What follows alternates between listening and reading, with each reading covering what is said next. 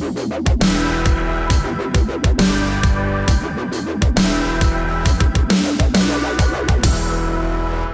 if the real threat to your Second Amendment rights does not come from Democrats in government? I'm Scott Ott with Bill Whittle and Stephen Green, and this members-only Right Angle is brought to you by the members at BillWhittle.com. Well, gentlemen, there's a column in the New York Times by an Andrew Ross Sorkin, who's basically saying maybe the best strategy isn't necessarily to change legislation at the federal level in order to restrict people's ability to own guns, but rather to put pressure on the banks who issue the credit cards with which people are buying guns, and basically have the banks deny people the right to use a credit card to buy a gun. Now, this is not an unprecedented thought. After all, PayPal and Square and Stripe and Apple Pay have already said years ago that you can't use their financial instruments in order to purchase weapons. You know, this is an interesting strategy, and I don't know, part of me wants to encourage this because I think it could result in all kinds of salutary action. Stephen Green, in the wake of the Parkland school shooting, we've already seen corporations bowing to pressure to distance themselves from the National Rifle Association. Isn't it great to see this freedom of expression at work in our capitalist system? Well, you know what? I would worry less about this if the barriers to entry for banking were not so high. If Wells Fargo wants to say, okay, you can't use your Wells Fargo ATM card or your Wells Fargo branded Visa at my local gun store, that wouldn't concern me so much if me and my buddies could get together and start our own bank. But we can't. The barriers to entry are very, very high, and we've entered a place technology-wise where we've talked about this before regarding Facebook and Google and Twitter, where these entities are now so big, they are practically a common carrier, a common medium that everybody should be able to use equally because of the network effects that make it so difficult to start up alternatives. And you don't want to start an alternative because everybody is already in these other places. And it's the same thing with credit cards. Everybody needs to carry some kind of credit card, whether it's an Amex Black card or your ATM card or an EBT card. It's almost impossible to do your business on a strictly cash basis anymore. And given the rules we have on deposits because of the drug war, for major purchases, it's impossible to do these things on a cash basis. So in an ideal world, I would say, let each bank support the kind of purchases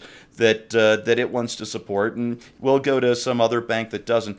But with the size of these banks, and by the way, the size of our banks was done on purpose after the S&L crisis. The federal regulators just squeezed all the banks together. So instead of having your local regional bank, you've got these huge monstrosities like B of A and Wells Fargo. So if in an ideal world, as I said, I would love to have that sort of liberty for everybody. But the way that the government and big business, their cronies, can put pressure on the common citizen through just what is our common currency now. It's no longer legal tender if they're going to crack down on us this way, is it? And that's no way for a free people to live. Now, Steve Green's got me imagining a scene with somebody walking in with the EBT card going, I'd like a box of Cheerios, 5 pounds of American cheese, and that .45 caliber Ruger handgun. Bill Whittle, let me ask you sort of a two-part question. Do you think that this, what I'm calling a bank blockade of gun purchases, can be effective in reducing gun ownership? Or do you think it's just really an attempt to continue to shift the culture against personal gun ownership? Well, first of all, if my bank decided that it was going to not allow me to use my bank card to purchase weapons, it would in fact have a significant impact on my economic choices, because I would in fact not do business with that bank again ever. I would find a bank that was a little less busybody and a little more reasonable. By the way, it's interesting just the idea that Wells Fargo might be among the banks to implement this. Yeah. There's no indication that they are, by the way. Yeah. But just if they do, I guess the guy who's going to be sitting on the stagecoach, he's going to be riding iPad, I guess, huh? The guy next to the driver. He's going to be riding iPad. He could be riding iPad. Look, I think if we really want to stop these mass shootings, really, if we're really serious about stopping these mass shootings, and I understand this is going to be a major social inconvenience, maybe even an upheaval, but I think we basically need to ban the letters A and R and the numerals 1 and 5, because if we ban the numerals A and R and then 1 and 5 and the letters A and R, then people will not be able to even conceive of an AR-15. And obviously, at that point, I think we can watch the murders just simply evaporate and dry up. To say that you can come up with a law that's more powerful than multiple counts of first-degree murder, and that this firearms law is going to deter somebody who's already made a decision to commit the most heinous moral act in the entire human inventory, mass murder premeditated of children, is just plain insanity. And it is the insanity created by people who have become so far away from the reality of life that they simply think that such things are possible. If you think about it, in America today, we've become so successful and so safe, unless, of course, you live in an area that's been governed by Democrats for 40, 50, 60, 70, 80 years, in which case the reality of murder is never very far from your doorstep. But for the rest of the country, we've become so safe for so long that the idea of anything happening to you before you die in your sleep at 103, surrounded by crying relatives, is an outrage. If it's an outrage, and we have to do something about it.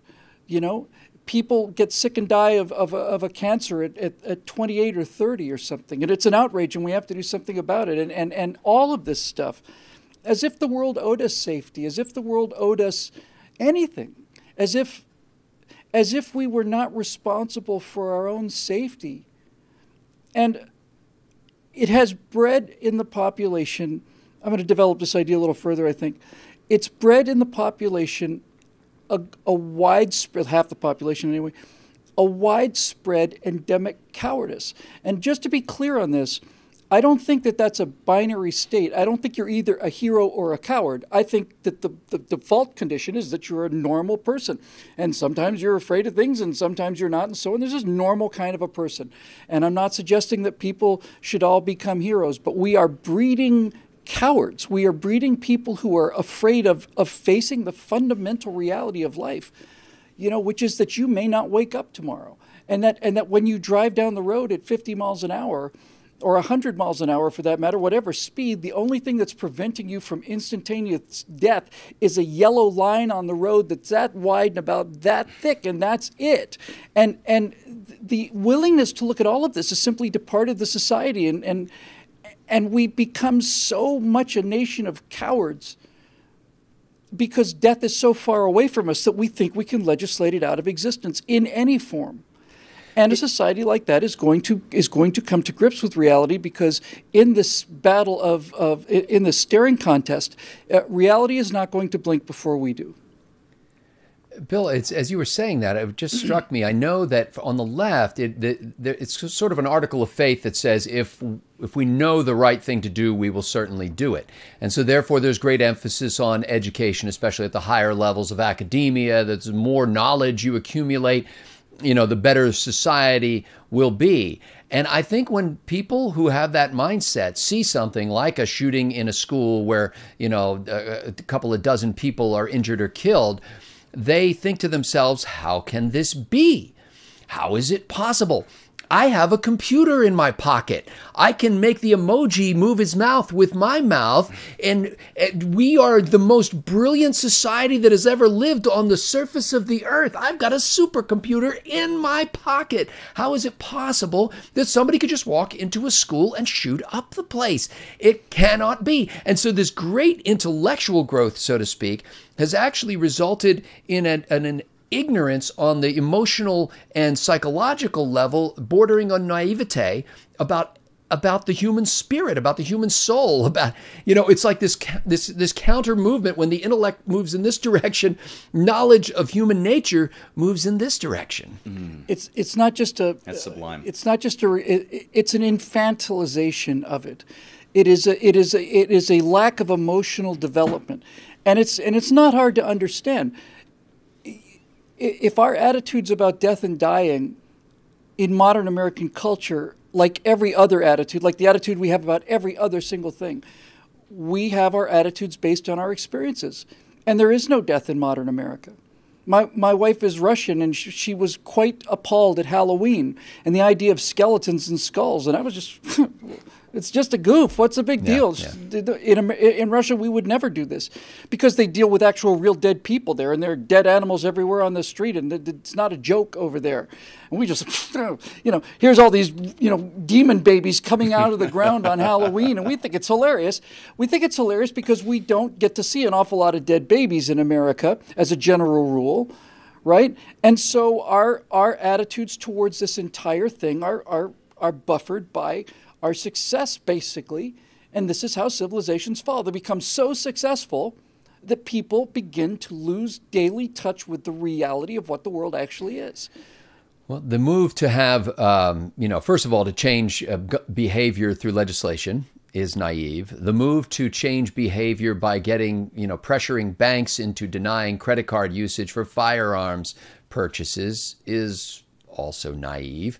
The idea that somehow people would stop at that door, people who mean you ill will stop at that door, exactly, is just crazy. It's the idea that you can put up a sign 1,000 yards from a school that says gun-free zone, and that the people who really mean ill will say, oh, well, I guess I can't cross this line. Can't murder him here. That's right.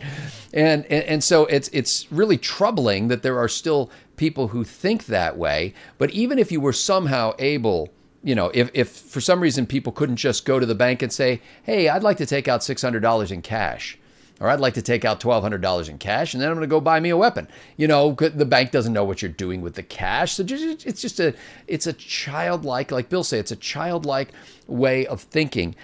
But even if you were able to make it work and somehow it diminished vastly the storehouse of firearms in this country, can we remember that Timothy McVeigh was able to blow up an entire federal building, including a couple of dozen little children, with literally garden variety chemicals that you could buy at a feed store?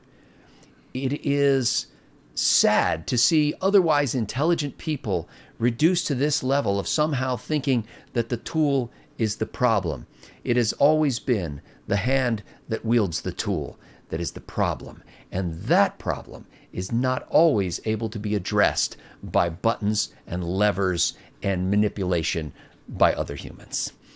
For Bill Whittle and Stephen Green, I'm Scott Ott. Thank you for watching Right Angle. Thanks to the members at BillWhittle.com for making it possible.